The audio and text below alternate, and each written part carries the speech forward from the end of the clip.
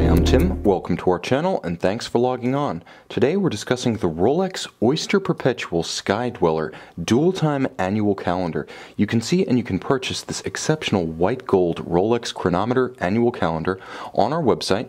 Subscribe to our YouTube channel if you enjoy these videos, and please click on the card in the upper right hand corner of the screen at any time during this video to see our full sales listing for this watch with additional accessories included, high resolution images for your desktop, and naturally full pricing details for this extraordinary white metal black dial Rolex.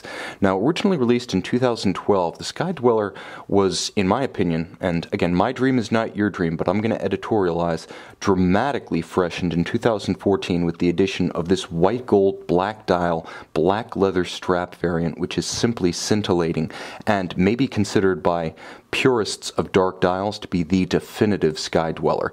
And although white gold had previously been issued, the combination with a leather strap means that the watch wears differently, looks differently, and quite honestly takes on a completely different character than the massive and overwrought variant on a bracelet. Now you can see across the round of the case from 9 o'clock to 3 o'clock, the watch measures 42 millimeters, but it wears far larger. In terms of thickness, the timepiece is approximately 15.5 millimeters thick, and from lug to lug it measures 51 millimeters, which is large but not overwhelming. The dominant dimension of the watch is the thickness. That's awfully meaty for a Rolex, which tend to be, even in their complicated and sports watch variants, a little bit slimmer in profile. However, the watch feels like $1 million on the wrist, and while that's far from the truth, this is one of the more dear Rolex models in terms of pricing, but with good reason. Now you'll note that Rolex straps are never simply straps, as there's a beautiful closing of the crevice between the flank of the case and the end of the strap. It's designed to look highly integrated with the end pieces, such that the watch maintains the integrity and the cohesion of the Rolex aesthetic on the bracelet, albeit with a strap. Now you'll also note that the strap is quite substantial, maximally bolstered. I often say minimally bolstered on thinner straps. This one is maximally bolstered, and you can see how nicely the swell of the strap matches the swell of the lugs. Beautiful rectangular scale black alligator leather, monotone stitch, folded flanks. It's paired with a very substantial Rolex white gold folding single fold deployant clasp. Very solid, closes with a snap, completely finished and polished throughout its interior and exterior. It's built to the standard you expect of a contemporary Rolex product, and it also has quite a bit of mass to it. And if you look at the watch from this angle, you can see why when the watch is on your wrist, it's good to have the heavy clasp on the bottom to counterweight the mass of the watch head. This is important because those who like to wear their watches loose won't have to worry about the watch wanting to tip over or capsize due to a top-heavy weight distribution. None of that here. Now, Rolex white gold is something extraordinary. It's what's conventionally known as gray gold within the industry, and that's to say that it's homogeneous straight through. It doesn't have quite the blinding silvered gleam of rhodium plate, but nor can you wear through it to a milky yellow substrate as you can with rhodium plated white gold. Because Rolex creates the alloy and pours it in its own foundry, it's both homogeneous and fabricated entirely in-house. Again, scratch it and there's simply more white gold underneath. The dial scintillates. I mean, unbelievable presence, character, and it in many ways fixes some of the aesthetic flaws of the light-dialed variants. It's a matte black with applied high-polished Arabic numerals, nicely carved out by the GMT ring at center. You'll also note the applied Rolex 5-point coronet and a very small channel outboard of each hour. You'll note there's a small well, and at 2 o'clock you'll note a small red patch. That is a mobile portion of the annual calendar system, such that each one of the hours corresponds to one of the months of the year. So 2 is February. We're currently in February, and today is currently February 23rd.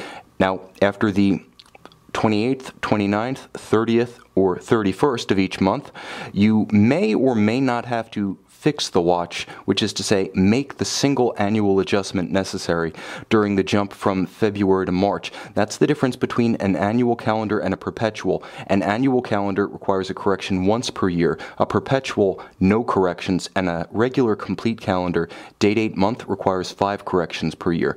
Now, the Rolex system is known as Helios because it uses a set of orbital planetary style gears to drive the date and month system. Now there is a GMT second time zone mounted at center, sort of like a collar around the cannon pinion. It's in a 24-hour format and it can be set separately from the local time. In fact, I've deliberately set 9 a.m. at center, and then I have set, as you can see, 6 p.m. on the GMT ring. You can have them set separately, and it's a great travel watch for that purpose. It should be noted that the local time, the time at center, is what drives the month and the date, and yes, you can drive them in both directions. Now let's talk a little bit about how this watch works. It uses the second generation Rolex ring command bezel, which is to say it takes the underlying technology from the Yachtmaster 2, whereby you use the bezel, you rotate the bezel to actuate different functions of the movement. You have that here as well. Now, with the bezel turned all the way clockwise to a stop, you use the crown to wind in the first position.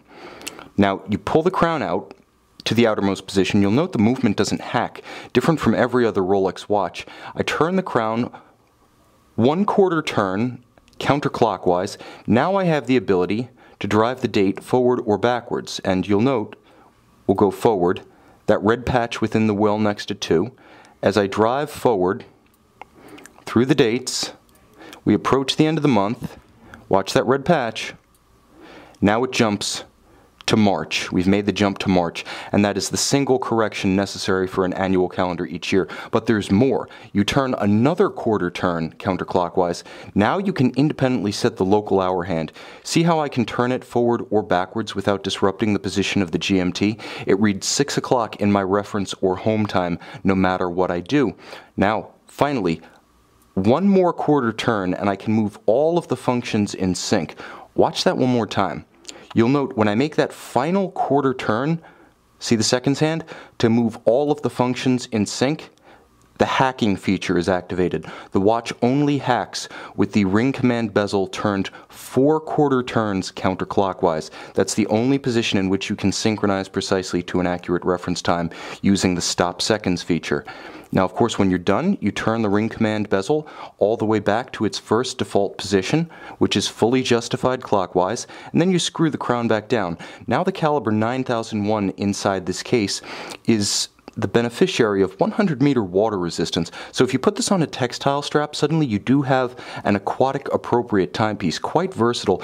It is a chronometer, and with the combination of white gold and black dial, one might even say it has a little bit of an aesthetic of a black and white cookie, so it's the cookie chronometer. 40 jewels, 380 parts. It is the second most highly jeweled Rolex movement, and in terms of parts count, the 9001 is, 380, the most complex outright, featuring a few dozen more than the 4161 in the Yachtmaster 2. 72-hour power reserve, or 3 days, Parachrome blue anti-magnetic hairspring for resistance to shock-induced timing deviation, positionally and gravitationally induced timing deviation, and magnetically induced timing deviation.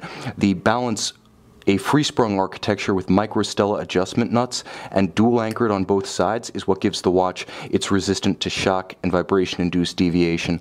The watch also features a COSC certificate, but Rolex also internally certifies it as a fully cased-up watch, which is to say, although COSC testing to receive a chronometer certificate only pertains to the bare movement, the Rolex Skydweller, as with all Rolex chronometers, is cased up and tested to ensure that the chronometer timing standards are maintained even as a fully cased watch. This is an extraordinary combination of aesthetic grace, mechanical complexity, Rolex panache, and reliability. And to be perfectly honest, if you were to own just one Skydweller, this is the definitive version. The market has spoken, and this version is in greatest demand. So while dreams may vary, there's no denying, as far as Rolexes go, this one simply stuns. See it, fall in love, and take it home on our website.